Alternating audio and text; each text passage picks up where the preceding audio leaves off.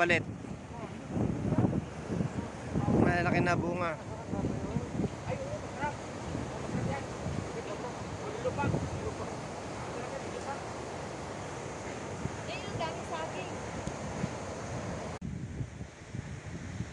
Hagupit ng bagyo.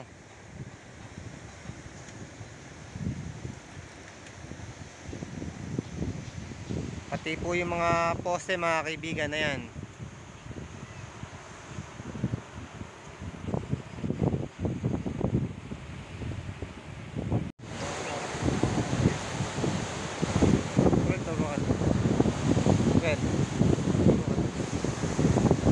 Ilang mangga yung nasira at saka ipalay natin? Marami. Saan gawi? Doon, sa dulo, sa gitna. Ayan na, sa marami sa ibahin na yan. Buwal na rin. Pati bahay nasira oh. Bahay na rin.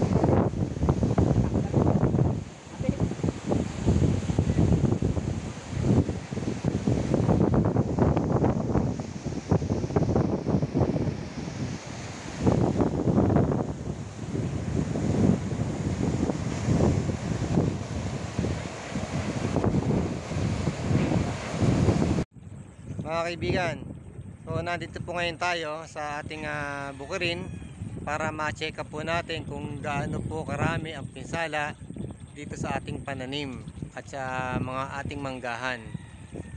So napakalakas po kasi ng bagyo dito sa ating lugar. So ito na po yung epekto ng ating bagyo dito sa ating Pilipinas. So ito po yung aming barangay, yan. Ayun po yung farm. Nadali po mga kaibigan.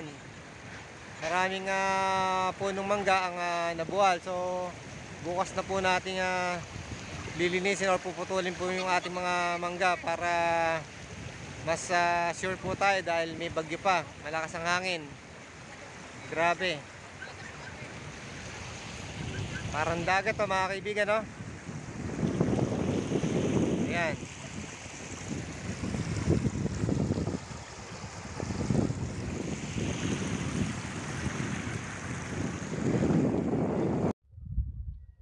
Good morning mga kaibigan. So ito po yung hagupit ng ating bagyo. Ito po yung ating mga tanim na mga mangga. Yan po, napakalaki po nito. Almost 20 years na po yung ating mga manggahan. So ito po, naibuhal po niya mga kaibigan. So gagawin po natin ngayon ay clear po muna natin yung ating mga daan para tuloy-tuloy po tayo sa pagtatrabaho dito sa ating bukirin. So gagamit po tayo mga kaibigan ng isang chainsaw.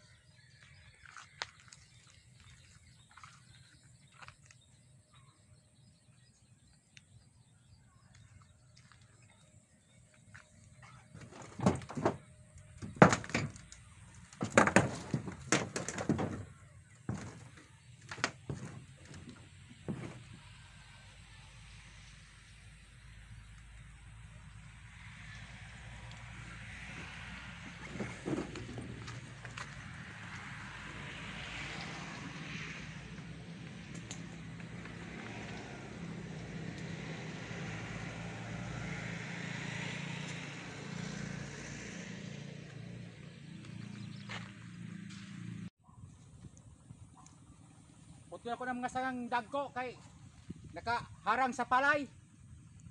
Parang nindo tanawon pag kuan, tanaw ning atong mangga nga maputlon og sinso. Yung mga nasa ilalim lang ang kakatin mo para yung nasa taas papakinabangan natin pagdating ng summer. Para mamumunga pa kasi siya. O mamunga na siya kay manalingsing man na siya nagputol ako. Inikatubo na niya sa niya, abta nag mga pila ka bulan, mamulaklak na siya, mamunga na siya. Oo nga eh. Sayang naman kung kakalbuhin natin lahat. Ire, ako nang sugdan.